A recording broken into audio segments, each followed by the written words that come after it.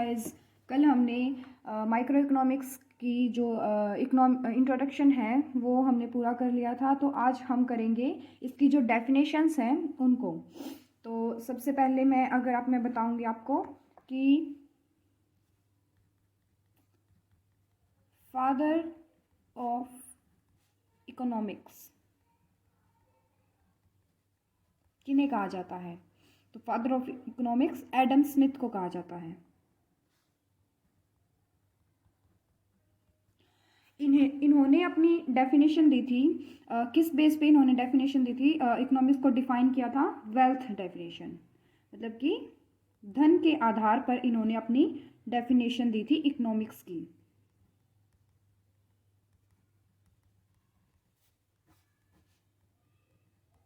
किसके द्वारा दी गई थी ये? एडम स्मिथ के द्वारा। और इन्होंने अपनी इन 1776 में in his book,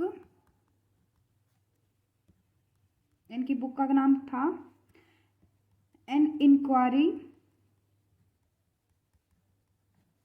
into the nature and causes of wealth of nations। मैंने आपको पहले भी बताया है कि आप ये चीज़ याद रखें कि कौन सी बुक किसने दी है और कब दी है। ये बहुत इंपॉर्टेंट है। यूजीसी नेट काफ़ी ऐसे क्वेश्चन पूछती रहती है। आपको ये याद रखना है कि जो वेल्थ डेफिनेशन है वो किसके द्वारा दी गई है? एडम स्मिथ के द्वारा। और 1776 में दी थी अपनी book an inquiry into the nature and causes of wealth of nations में इन्होंने ये डेफिनेशन दी। जो सेकंड नंबर पे आती है हमारी, ये फर्स्ट एंड जो सेकंड है welfare definition, material welfare definition.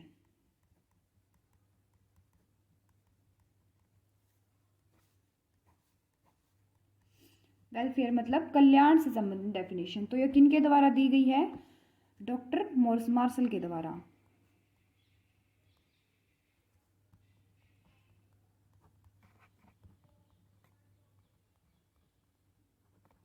Doctor martial के द्वारा कब? इन 1890 इन हिज बुक। इनकी बुक का क्या नाम था? प्रिंसिपल्स ऑफ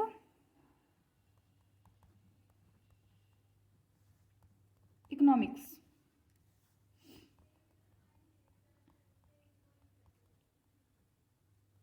तो सबसे पहले इकोनॉमिक्स को डिफाइन किया था एडम स्मिथ ने, जो फादर ऑफ इकोनॉमिक्स भी हैं। और सेकंड नंबर पे डॉक्टर मार्शल ने डिफाइन किया था। 1819 में इनकी बुक आई थी। 1890 में इनकी बुक आई थी प्रिंसिपल्स ऑफ इकोनॉमिक्स। अब है थर्ड। जो थर्ड डेफिनेशन है वो दी गई थी रॉबिन्स के द्वारा। उन्होंने किस बेस पे अपनी डेफिनेशन दी थी? स्कार्सिटी। स्कार्सिटी मतलब कि दुर्लभता, मतलब कि जैसे साधन रिसोर्सेज हैं वो लिमिटेड है, मतलब कम है, दुर्लभ, हमें मुश्किल से मिलते हैं। कई चीज़ जैसे कोयला है, कोयला ख़त्म हो जाएगा आगे तो मतलब हमें नहीं मिलेगा या फिर कम मिलता है तो उसको दुर्लभता बोलते हैं। तो इन्होंने रॉबिन्सन ने अपनी डेफिनेशन दी थी स्कार्सिटी के आधार पर।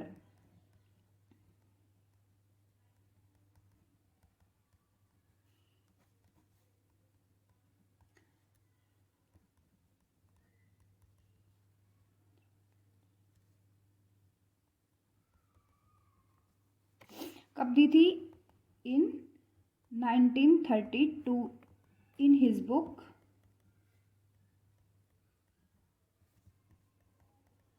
N essay on the nature and significance of economic science।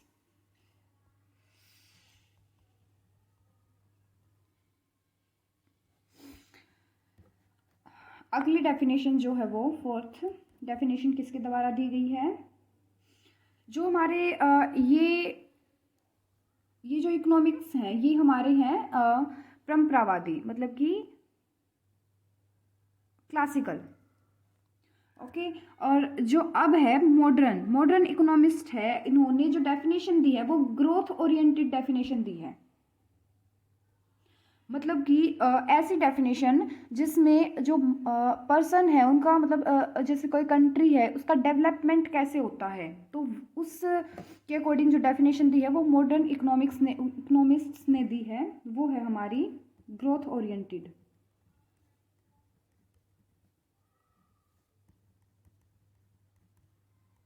Definition.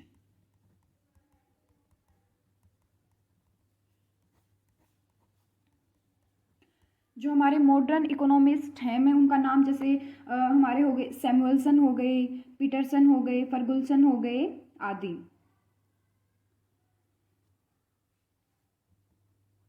तो इसका कोई पार्टिकुलर कोई सन नहीं है, मतलब जैसे कि हमने ये पढ़ा कि उसकी रॉबिन्सन ने अपनी अपनी जो डेफिनेशन थी वो 1932 में दी थी, मार्शल ने 1890 में दी थी, एडम स्मिथ ने 1776 में दी थी। तो इनका कोई भी मतलब वो नहीं कोई सन नहीं है जो हमें पता हो।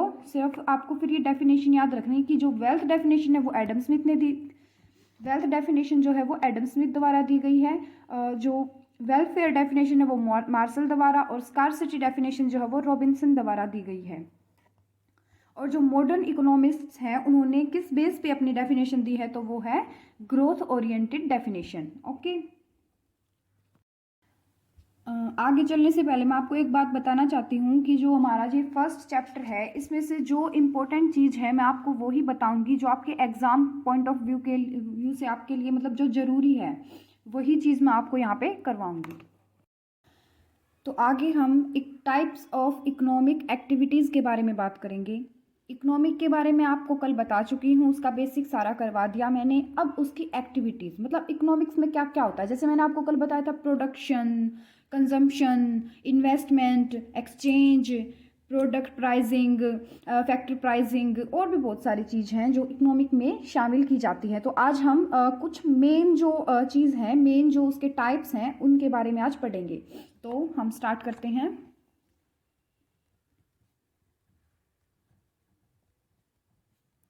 टाइप्स ऑफ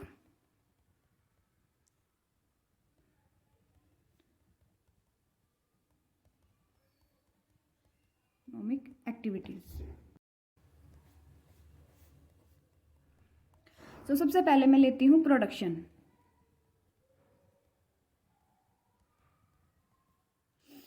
प्रोडक्शन का आपको पता ही होगा, किसी चीज़ को मैन्युफैक्चर करना। जैसे एक एग्जांपल लेते हैं, उससे आपको बहुत अच्छे से क्लियर हो जाएगा। जैसे मेरे पास चीनी है, मैदा है और मेरे पास लेबर है। उससे मैंने बिस्कुट, एक बिस्कुट के पैकेट है उसका मैन्युफैक्चर किया, उसका निर्माण किया, तो इसको क्या बोलेंगे? प्रोडक्शन। अब प्रोडक्शन के 5 फैक्टर्स होते हैं जो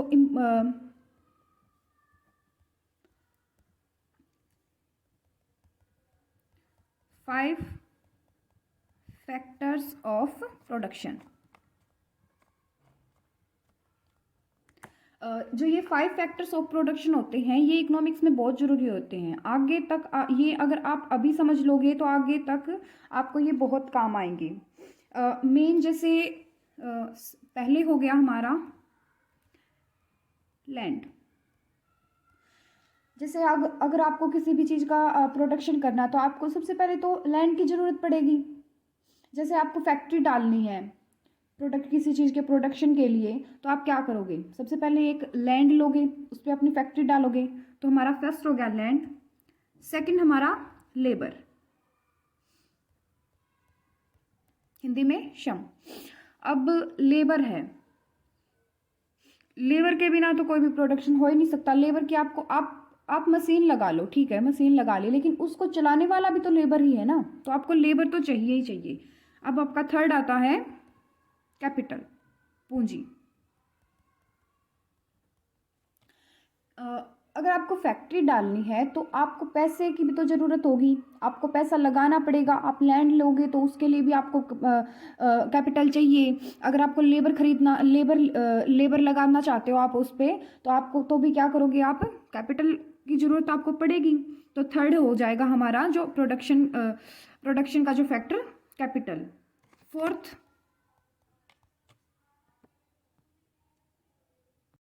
एंटरप्रेन्योर। तो जो फोर्थ फैक्टर है हमारा वो है एंटरप्रेन्योर। मतलब हिंदी में इसका जो मीनिंग होता है वो उद्यमी। मतलब उद्यमी मतलब व्यक्ति जो भी मतलब जो फैक्ट्री डालने की सोचता है, जो मतलब जिसका मतलब जिसके माइंड में ये आइडिया आता है कि मेरे को इस चीज़ का प्रोडक्शन करना चाहिए, ये मेरे लिए बेनिफिट है, इससे मेरे को बहुत प्रॉफिट होगा, तो वो एंटरप्रेन्योर। इसका जो फिफ्थ फैक्टर है इसका, ऑर्गेनाइजेशन।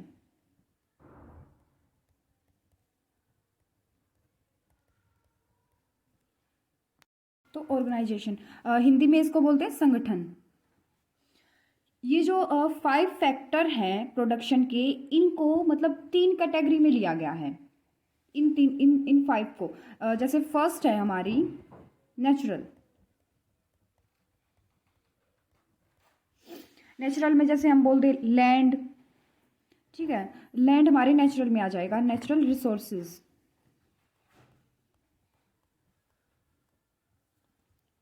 सेकंड में ह्यूमन रिसोर्सेज। लेबर क्या है हमारा, ह्यूमन रिसोर्सेज है। लैंड हमारा नेचुरल रिसोर्सेज है। एक आते हैं हमारे इकोनॉमिक रिसोर्सेज।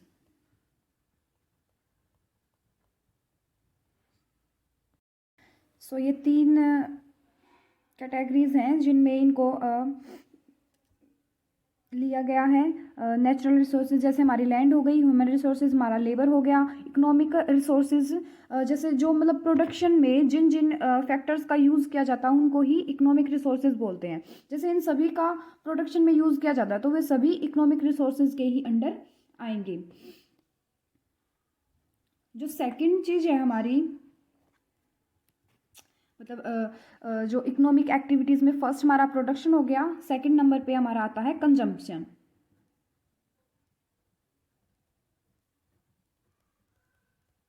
कंजम्पशन का हिंदी मीनिंग होता है उपभोग। मतलब कि जैसे हमने आज अगर आपने आज 2 रोटी खाई तो आपने उन 2 रोटी का आज उपभोग किया है, मतलब कंजम्पशन की है, ठीक है। बस इसमें यही है कंजम्पशन, नॉर्मली मैंने आपको बता ही दिया। जो थर्ड नंबर है, थर्ड नंबर पे आता है आपका इन्वेस्टमेंट।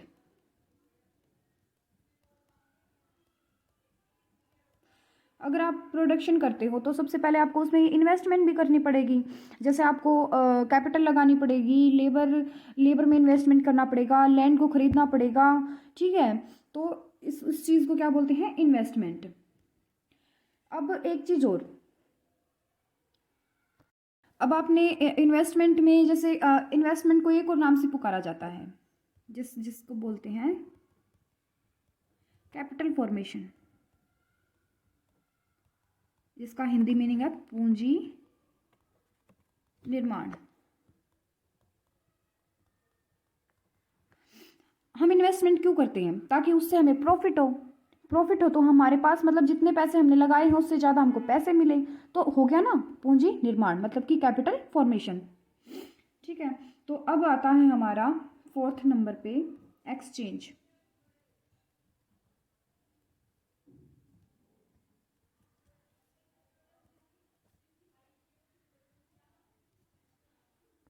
एक्सचेंज को हम प्राइस डिटर्मिनेशन भी बोलते हैं।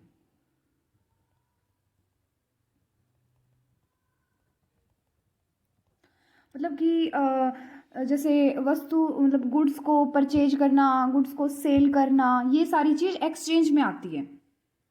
तो ये भी इकोनॉमिक एक्टिविटी में ही शामिल किया जाता है इसको भी। प्राइस डिटर्मिनेशन को 2 पार्ट्स में डिवाइड किया जाता है। एक है हमारा प्रोडक्ट प्राइसिंग, इसमें डिफरेंट टाइप ऑफ मार्केट्स में जो प्राइस डिटर्मिनेशन होता है उसको लिया जाता है। जो हमारी मार्केट्स हैं वो जैसे हमारी हो गई perfect competition,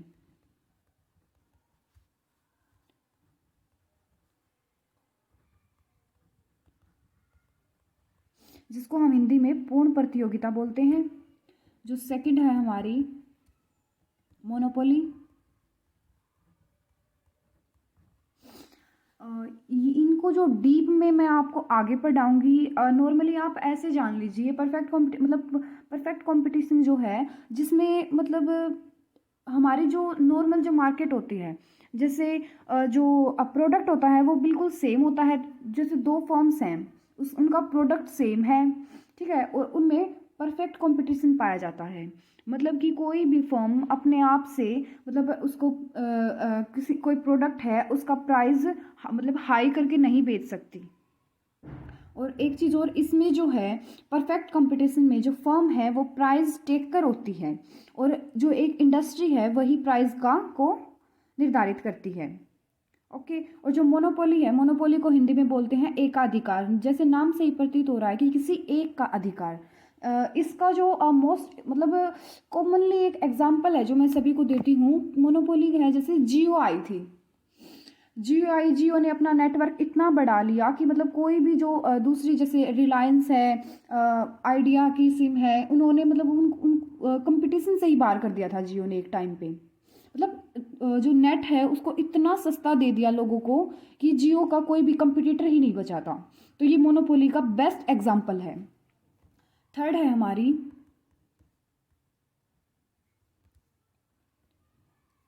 imperfect competition.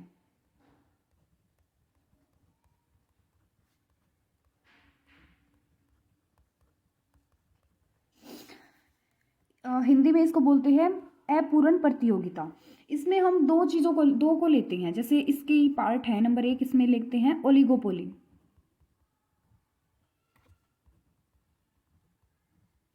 Hindi में अल्पाधिकार। मतलब कि जो कुछ ही फर्म, जैसे इसका एग्जांपल लेते हैं हम, साबुन शॉप है, ठीक है, वो कुछ एक ही कंपनी के आते हैं, लेकिन उनमें वो एडवर्टाइजमेंट करते हैं, ठीक है, तो मतलब अपने प्रोडक्ट को बेस्ट दिखाने की कोशिश करते हैं जिससे उनको बहुत ज़्यादा प्रॉफिट हो सके। तो वो अल्पाधिकार का एक एग्जाम्पल है। और सेकंड है मोनोपोलिस्टिक कंपटीशन।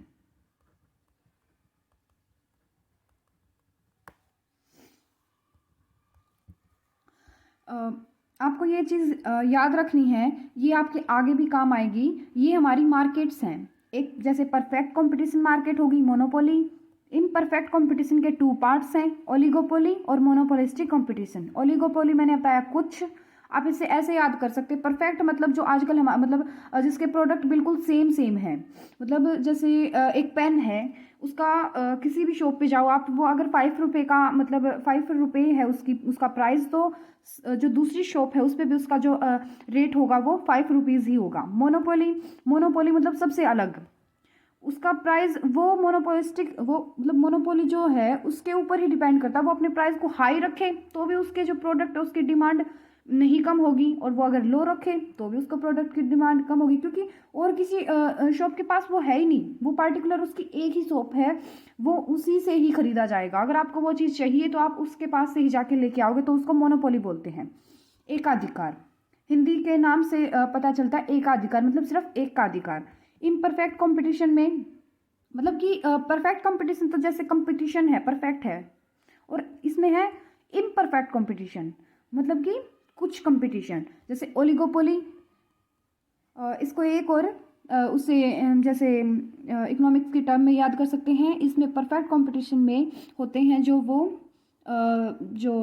बायर होते हैं वो भी बहुत ज़्यादा होते हैं, और जो सेलर होते हैं वो भी बहुत ज़्यादा होते हैं। मोनोपोली में सिर्फ एक बायर होता है, एक सेलर होता है, बायर बहुत सारे होते हैं। इन परफेक्ट कंपटीशन में जैसे ओलिगोपोली है उसमें कुछ बायर होते हैं, सॉरी, कुछ सेलर होते हैं लेकिन बायर बहुत सारे होते हैं। मोनोपोलिस्टिक कंपटीशन जो है हमारा, मोनोपोलिस्टिक कंपटीशन में जो प्रोडक्ट होता है वो डिफरेंट होता है।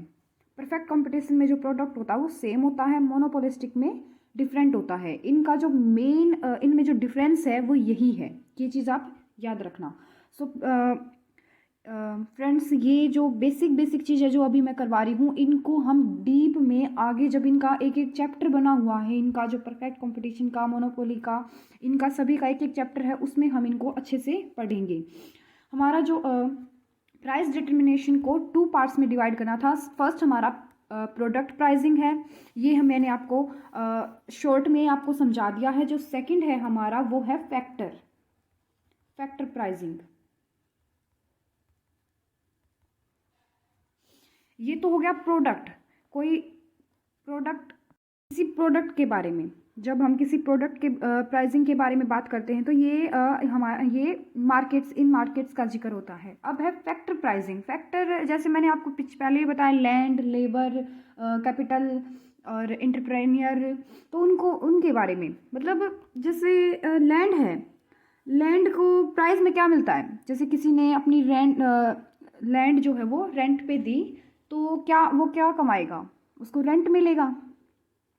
ठीक है, तो ये किससे संबंधित है, ये प्रोडक्शन के फैक्टर्स की के प्राइस से संबंधित है।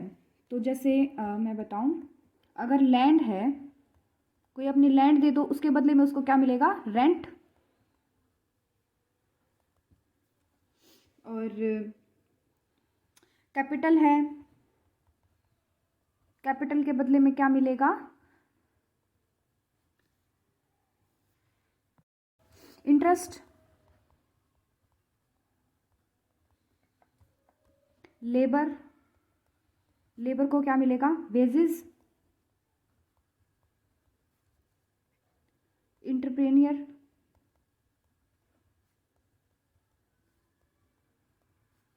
को क्या मिलेगा, प्रॉफिट। तो ये सारी चीज, मतलब जो प्रोडक्शन के जो फैक्टर हैं, उनको, उनका प्राइसिंग, मतलब उनको जैसे लैंड को रेंट, और कैपिटल को इंटरेस्ट, लेबर को वेजेस और एंटरप्रेन्योर को प्रॉफिट। ठीक है, तो इन सभी को क्या बोलते हैं, इन सभी को डिस्ट्रीब्यूशन, इनको डिस्ट्रीब्यूशन भी बोला जाता है, मतलब वितरण। जैसे एक किस्म से डिस्ट्रीब्यूशन ही तो है, हम डिस्ट्रीब्यूट कर रहे हैं लैंड को रेंट देके, कैपिटल को, मतलब ये सभी जैसे किसी प्रोडक्ट को अगर हम किसी चीज़ का प्रोडक्शन करेंगे तो उसको बनाने के लिए हमको लैंड की ज़रूरत है, कैपिटल की ज़रूरत है, लेबर की ज़रूरत है, एंटरप्रेन्योर की ज़रूरत है, इन सभी की ज़रूरत है। और इनमें हम क्या क्या डिस्ट्रीब्यूट करेंगे, लैंड को हम रेंट देंगे, और कैपिटल को हम कैपिटल, हम जिससे कैपिटल लेंगे उसको इंटरेस्ट मिलेगा, लेबर है, लेबर को वेजेस मिलेगी। तो इसको क्या बोलते हैं, इनका ये डिस्ट्रीब्यूशन ही तो है हमारा, क्या ये डिस्ट्रीब्यूशन। तो इसको हम क्या बोल सकते हैं, डिस्ट्रीब्यूशन। अब इसके बाद हम पढ़ेंगे, मैं थोड़ा सा आपको माइक्रो और मैक्रो इकोनॉमिक्स में डिफरेंस थोड़ा सा और समझाती हूँ। So difference of micro economic and macro economic. मैंने आपको कल भी बताया है, जो माइक्रो इकोनॉमिक है वो छोटे, मतलब कि स्मॉल, ठीक है, जैसे कोई इंडिविजुअल, कोई पर्सन, कोई इंडिविजुअल, कोई फर्म है, उसके बारे में उसकी उसकी जो प्रॉब्लम्स है, उसको एनालाइज करना, उसकी प्रॉब्लम का सॉल्यूशन करना, वो सारी चीज़ माइक्रो लेवल पे होते हैं। और मैक्रो लेवल पे मतलब लार्ज, जैसे किसी कंट्री की प्रॉब्लम्स, उसकी इकोनॉमिक प्रॉब्लम्स, उसके बारे में मतलब एनालाइज करना, उसकी सॉल्यूशन देना। ठीक है, तो वो सारी चीज़ मैक्रो इकोनॉमिक्स में आती है। तो अब मैं इसके टाइप्स के बारे में, कि माइक्रो इकोनॉमिक में क्या मतलब किस टाइप की प्रॉब्लम्स होती हैं, या फिर हम किन्हें शामिल करते हैं, और मैक्रो में किन्हें। तो जैसे माइक्रो की अगर मैं बात करूं, जिसको हिंदी में हम व्यष्टि बोलते हैं, व्यष्टि अर्थशास्त्र।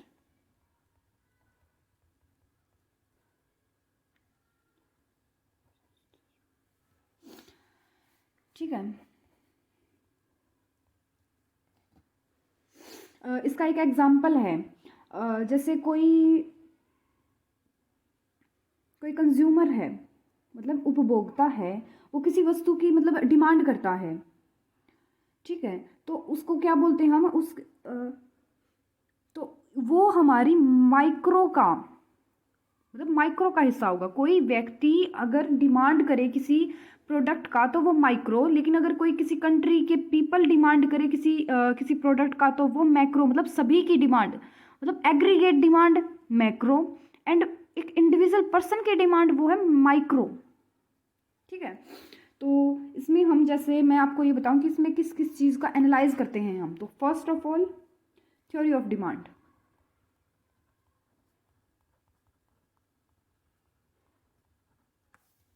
Second theory of production,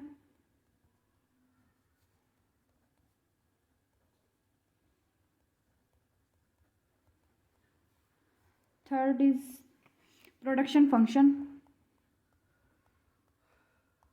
production function मतलब प्रोडक्शन पे किन किन उसके प्रोडक्शन के जो फैक्टर्स है उनका क्या प्रभाव पड़ता है, मतलब कैसे उसका किसी चीज़ का प्रोडक्शन होता है, किन किन चीज़ों का को शामिल किया जाता है, तो वो प्रोडक्शन फंक्शन में आते हैं। फोर्थ है प्राइस डिटर्मिनेशन, उनके प्राइस को किस प्रकार मतलब कैसे डिटर्मिनेशन किया जाता है, मतलब कि निर्धारित किया जाता है।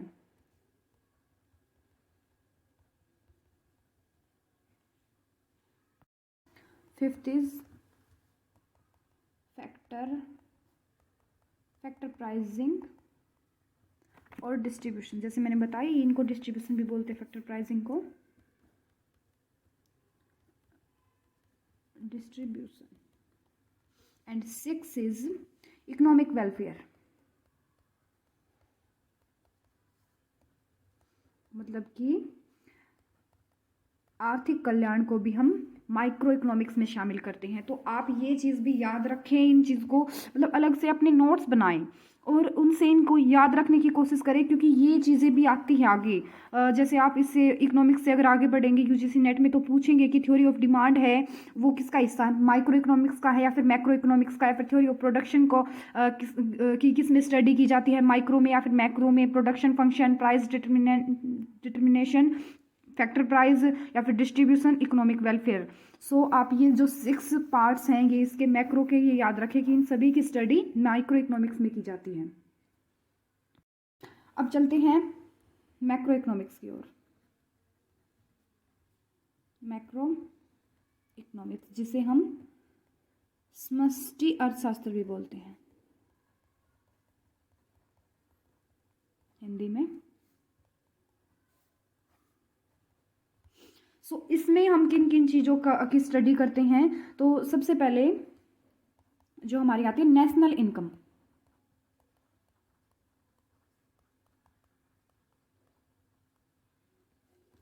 जो सेकंड है हमारा full employment,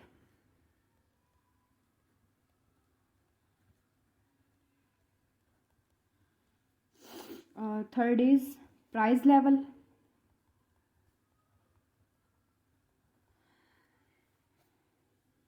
and fourth is depression,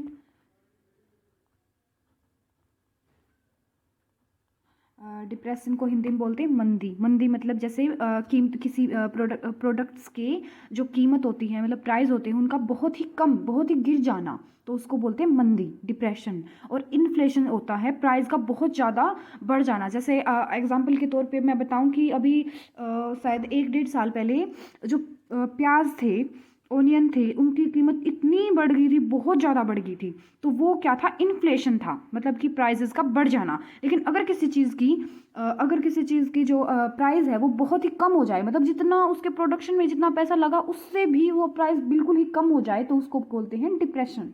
okay, so fifth is international trade,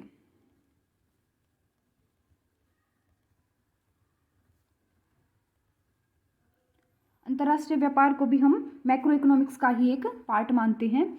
और सिक्स्थ इज पब्लिक फाइनेंस,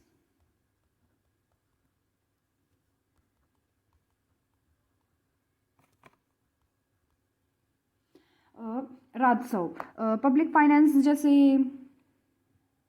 सरकार है, मतलब सरकार लोगों से पैसा लेती है, लोग मतलब पीपल्स क्या करते हैं, मतलब बिजली का बिल वगैरह, इनसे जो पैसा सरकार के पास आता है तो वो क्या है, राजस्व। ठीक है, मतलब कि public finance. 7th is money.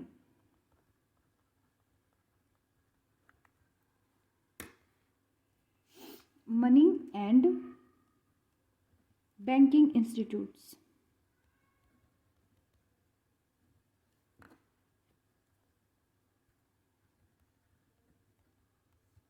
Institutions देखो, जैसे बैंकिंग है, जो हमारे जो सभी बैंक्स हैं, जो आरबीआई हो गया, आरबीआई हमारा जो सेंट्रल बैंक है, एसबीआई है हमारा, आईसीआईसीआई बैंक है, ये सभी जो बैंक्स हैं, इनसे संबंधित जो इनकी जो क्रियाएं हैं, इनका जो काम है, वो सभी मैक्रो इकोनॉमिक्स में आता है। इसमें मैक्रो इकोनॉमिक्स में वो शामिल किया जाता है।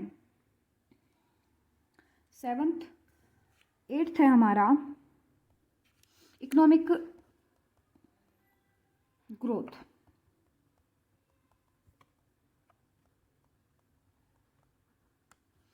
इकोनॉमिक ग्रोथ मतलब कि ग्रोथ होना, किसी कंट्री की ग्रोथ होना, इकोनॉमिक ग्रोथ। इकोनॉमिक ग्रोथ पे भी आपका एक अलग चैप्टर मिलेगा आपकी बीए में, वो तब हम इसको अच्छे से समझेंगे कि किसी कंट्री की ग्रोथ कैसे होती है, कैसे इकोनॉमिक डेवलपमेंट होता है। तो ये सारी चीज़ अभी मैं सिर्फ जो बता रही हूँ आपको, मेन पॉइंट्स की माइक्रो में आपको ये शामिल होते हैं, और जो मैक्रो है आपकी, इसमें इन पॉइंट्स को शामिल किया जाता है। अभी आपका काम यही है कि आप इन्हें अच्छे से याद रखें। जो हमारा 9th है, ट्रेड साइकिल्स। ट्रेड साइकिल्स, इस पे भी बहुत सारी थ्योरीज बनी हैं। ट्रेड साइकिल जैसे कभी मंदी, डिप्रेशन आ जाता है, कभी बूम मतलब बहुत ही तेजी आ जाती है, और कभी डिप्रेशन, मैंने बता दिया, मंदी और इन्फ्लेशन आ जाता है। तो ये सारी चीज़ क्या है, ये ट्रेड साइकिल्स हैं। ठीक है।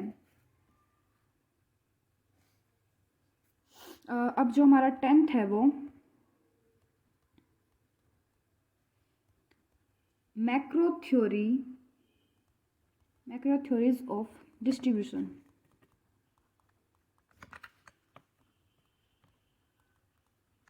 डिस्ट्रीब्यूशन मतलब वितरण की मैक्रो थ्योरीज भी इसमें शामिल की जाती है।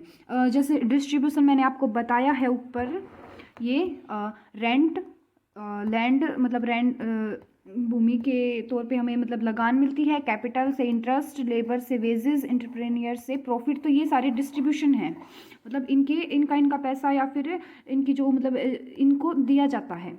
तो ये सारी चीज़ डिस्ट्रीब्यूशन है। तो इनके ऊपर थ्योरी, जैसे रेंट की थ्योरी हो गई, इंटरेस्ट की थ्योरी होगी, वेजेस, मतलब इनकी जो थ्योरीज हैं वो भी इसमें मैक्रो में शामिल की जाती है। ओके, तो हमारा माइक्रो एंड मैक्रो भी कंप्लीट हो चुका है। आगे मैं आपको करवाऊंगी इकोनॉमिक सिस्टम्स। इकोनॉमिक सिस्टम में आपके 3 प्रकार के सिस्टम होते हैं। सबसे पहले जैसे इकोनॉमिक सिस्टम, कितने टाइप, 3 टाइप्स, 3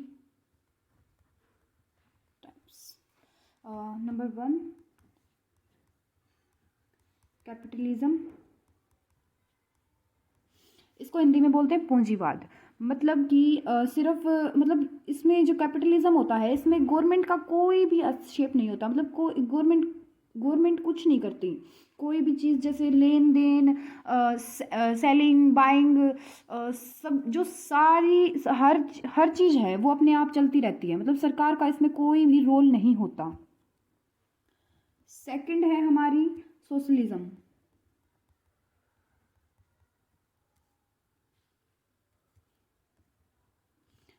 सोशलिज्म में सारी चीज़ें जो है वो गवर्नमेंट के कंट्रोल में होती है। उसमें अपने आप से कुछ मतलब जैसे कहीं पे तो मतलब जैसे मैं आपको एग्जांपल देती हूँ। जो कैपिटलिज्म है वो हमारे जैसे यूएसए है, ऑस्ट्रेलिया है और न्यूजीलैंड है, मतलब इन देशों की जो इकोनॉमिक सिस्टम है वो कैपिटलिज्म है। मतलब कि वहाँ पे जो गवर्नमेंट है, गवर्नमेंट कुछ नहीं करती। ये इकोनॉमिक एक्टिविटीज़ में सारा जो मतलब सारा काम इन पे जो बायर सेलर इंटरप्रेन्योर इनके हाथों में ही होता है। सोशलिज्म में ऐसा नहीं होता। सोशलिज्म का जो एग्जांपल है वो है चाइना। चाइना में क्या है, कोई भी इकोनॉमिक सिस्टम मतलब सोशलिज्म है, कोई भी किसी प्रकार की भी इकोनॉमिक मतलब क्रियाएं हैं जो एक्टिविटीज़ हैं वो गवर्नमेंट की इजाज़त के बगैर नहीं हो सकती। मतलब हर चीज़ में गवर्नमेंट अपना मतलब गवर्नमेंट ही करती है। जो थर्ड है हमारी वो है मिक्स्ड। मिक्स्ड मतलब इसका मेन एग्जांपल है इंडिया। Mixed economy. अगर आपका आगे कोई क्वेश्चन आए कि इंडिया की जो इकोनॉमिक सिस्टम है वो कैसा है, तो वो है मिक्स्ड। सो मिक्स्ड में कैपिटलिज्म भी होता है और सोशलिज्म भी होता है। मतलब गवर्नमेंट का इसमें हस्तक्षेप भी होता है इनकी इकोनॉमिक एक्टिविटीज़ में, और जो कैपिटलिज्म भी है मतलब पीपल्स को मतलब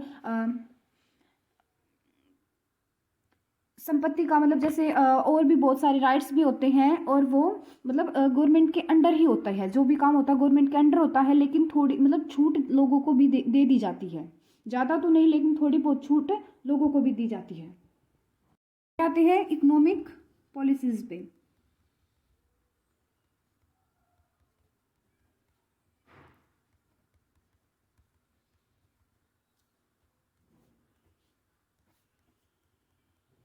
इकोनॉमिक पॉलिसीज में फर्स्ट हमारी है मॉनेटरी।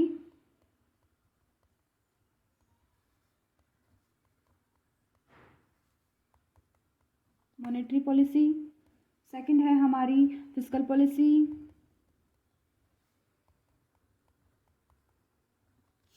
मॉनेटरी पॉलिसी जो है उसको कौन रेगुलेट करता है, उसको हमारा RBI bank, RBI reserve bank of India, जो हमारे देश का सेंट्रल बैंक है, वो इसको रेगुलेट करता है। जैसे इसको किस प्रकार रेगुलेट करता है, जिसमें आपको मोटा मोटा मतलब थोड़ा सा बता देती हूँ। जैसे बैंक रेट है, वो जो बैंक रेट मतलब कोई भी जो और कमर्शियल बैंक है वो आरबीआई से बैंक रेट पर लोन लेते हैं, ठीक है, और फिर लोगों को पैसा लोन पर देते हैं।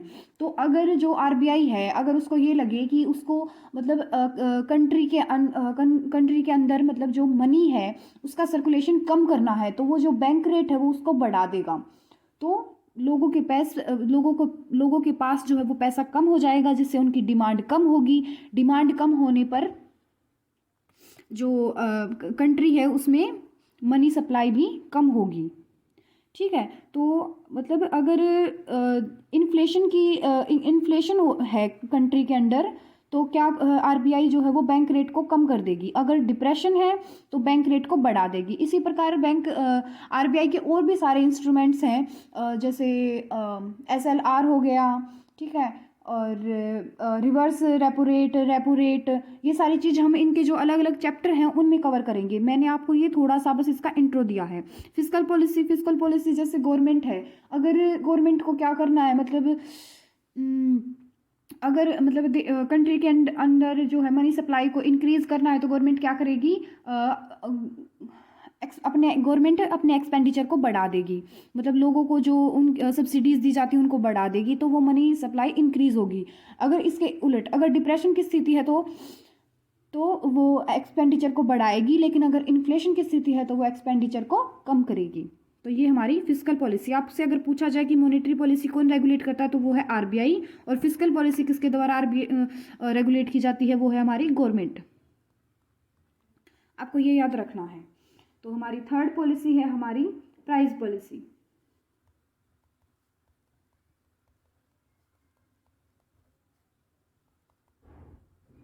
प्राइस को बढ़ाना, प्राइस को कम करना, प्राइस पॉलिसी। फोर्थ है हमारी इकोनॉमिक प्लानिंग।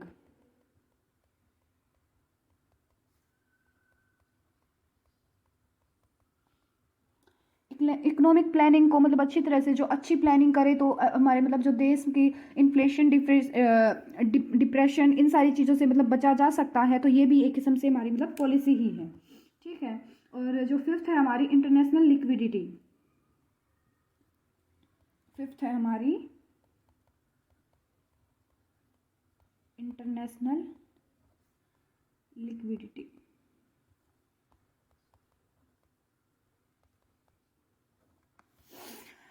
इंटरनेशनल लिक्विडिटी का मेन जो मतलब होता है वो होता है लिक्विडिटी मतलब तरलता। हिंदी में बोलूँ तो तरलता। सबसे ज़्यादा तरलता मतलब किस चीज़ में है आज के दिन? पैसा। मतलब कि अगर किसी से हमने कोई चीज़ ली, कोई गुड ली, मतलब कि कोई वस्तु ली, तो हम उसके बदले अगर उसको कोई एक सोने की चैन दें तो वो मना कर देगा। ले भी सकता है, मना भी कर सकता है। लेकिन अगर एक मनी ऐसी चीज़ है, पैसा ऐसी चीज़ है जो वो मना नहीं करेगा, उसके बदले वो उसको वो वस्तु दे देगा, तो वो सबसे ज़्यादा आज के टाइम पे जो वो है लिक्विड क्या है, मतलब इकोनॉमिक की टर्म में लिक्विडिटी क्या है? तरल मतलब मनी। तो इंटरनेशनल मुद्रा मतलब कि इंटरनेशनल करेंसी बोल सकते हैं हम यहाँ पे। तो वो भी मतलब अगर हम इंटरनेशनल ट्रेड करेंगे तो हमें हमारे पास बहुत सारा इंटरनेशनल लिक्विडिटी इकट्ठी होगी, जिससे हम हमारे देश की मतलब कि जो इकोनॉमिक एक्टिविटीज़ है उसको ठीक कर सकते हैं। तो ये भी हमारी एक पॉलिसी ही में ही आएंगे। तो ये हमारी 5 पॉलिसीज़ हैं। अब लास्ट में आपको करवाऊंगी limitations of economics.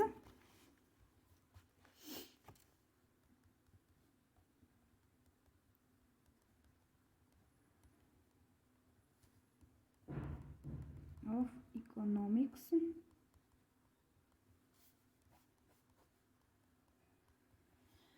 Limitations of economics मतलब ऐसे मतलब लिमिट क्या है इकोनॉमिक्स की? इकोनॉमिक्स में किस चीज़ मतलब किस किस चीज़ की स्टडी की जाती है और इससे बाहर मतलब किस चीज़ के बाहर इकोनॉमिक नहीं है? जैसे फर्स्ट है हमारा study of human activities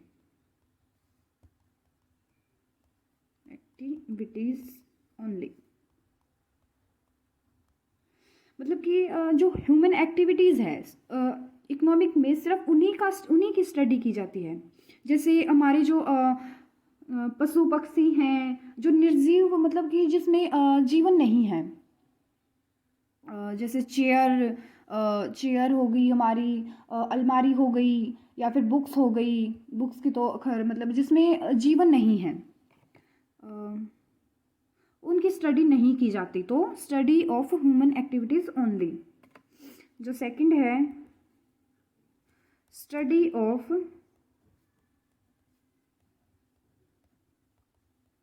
rational man. Economic में रैशनल का मतलब होता है मतलब कि विचारवान मतलब सभ्य, एक किस्म से सभ्य आदमी। मतलब कि ये नहीं कि जैसे कोई पागल है, इंसान तो वो भी है।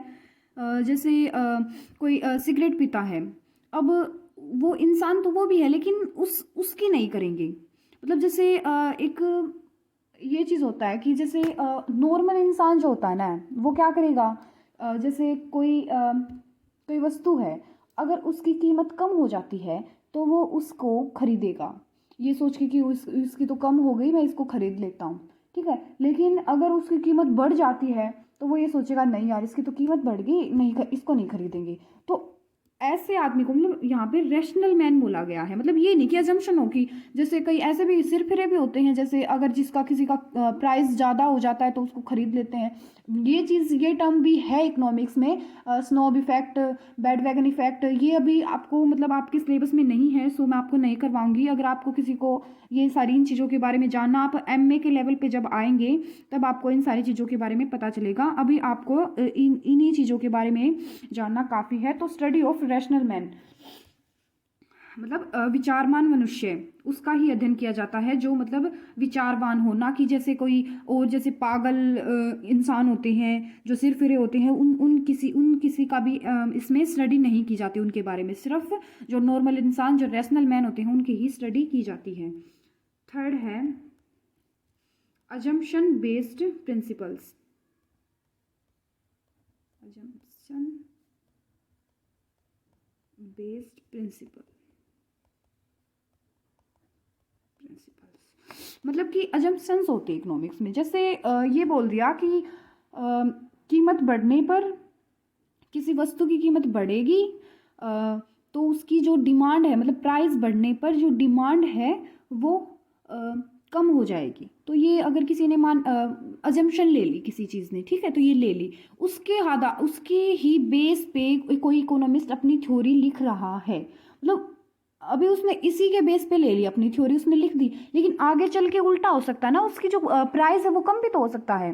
तो ये जो इकोनॉमिक्स है, इसकी जो थ्योरीज है वो अजम्पशंस के बेस पे हैं, ठीक है। तो जो हमारा फोर्थ है, इकोनॉमिक लॉज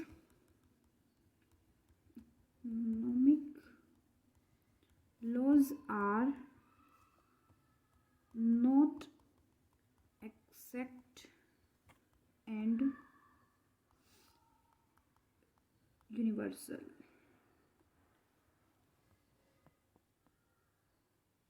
मतलब ये है कि जो इकोनॉमिक के जो लॉज बनाए गए हैं, जो नियम बनाए गए हैं, वो एग्जैक्ट हो भी सकते हैं और नहीं भी हो सकते। मतलब इतने परफेक्ट नहीं है कि वो जैसे 20 साल पहले किसी ने एक कोई नियम बनाया, ठीक है, जरूरी थोड़ी ना कि वो आज भी लागू हो, नहीं हो सकता। मतलब वो पहले के लोग थे, उनको देख के उसने बना दिया कि हाँ ये चीज़ है, लेकिन अब जो है वो टाइम अलग है, तो नॉट एग्जैक्ट, मतलब ये एग्जैक्ट नहीं है। उसी टाइम पे तो शायद वो फॉलो हो भी सकता है, लेकिन आगे नहीं। तो जो इकोनॉमिक लॉज हैं वो are not exact and universal. So fifth है हमारा,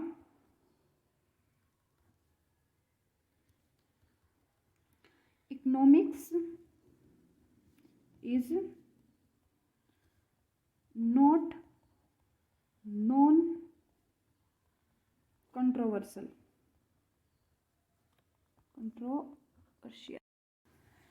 कंट्रोवर्शियल का जो हिंदी मीनिंग होता है वो होता है विवाद।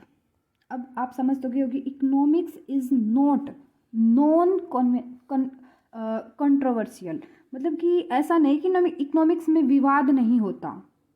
मतलब कि जैसे अलग अलग इकोनॉमिस्ट हैं, इन्होंने अलग अलग अपनी थ्योरी दी है। किसी ने बोला है कि ऐसा होगा, किसी ने जैसे किसी भी चीज़ की कोई सॉल्यूशन दिया, तो कोई एक सॉल्यूशन नहीं होगा, सब ने अलग अलग दिया कि ये सॉल्यूशन होगा, ये होगा, मतलब अलग अलग अपने विचार अलग अलग। तो इकोनॉमिक्स में जो है वो विवाद होते हैं, ये चीज़ हमेशा याद रखना। इकोनॉमिक्स है वो कंट्रोवर्शियल है, ना कि नॉन कंट्रोवर्शियल। इसके आधार पे मतलब एक लाइन है, आप वो याद रखना, whenever 6 economist gather there are 7 opinions. Wootton ने ये लाइन कही है, क्या कही है कि whenever 6 economist gather there are 7 opinions. मतलब कि अगर जो 6 अगर इकोनॉमिस्ट जो है वो साथ में होंगे तो उनके 7 ओपिनियंस होंगे, इतने अलग अलग ओपिनियंस हो सकते हैं उनके। So economics is not non controversial. So guys, आपका जो फर्स्ट चैप्टर है इकोनॉमिक्स का, माइक्रो इकोनॉमिक्स का फर्स्ट सेमेस्टर का, वह आपका बीए का कंप्लीट होता है। अगर आपको वीडियो पसंद आई तो please like, subscribe my channel.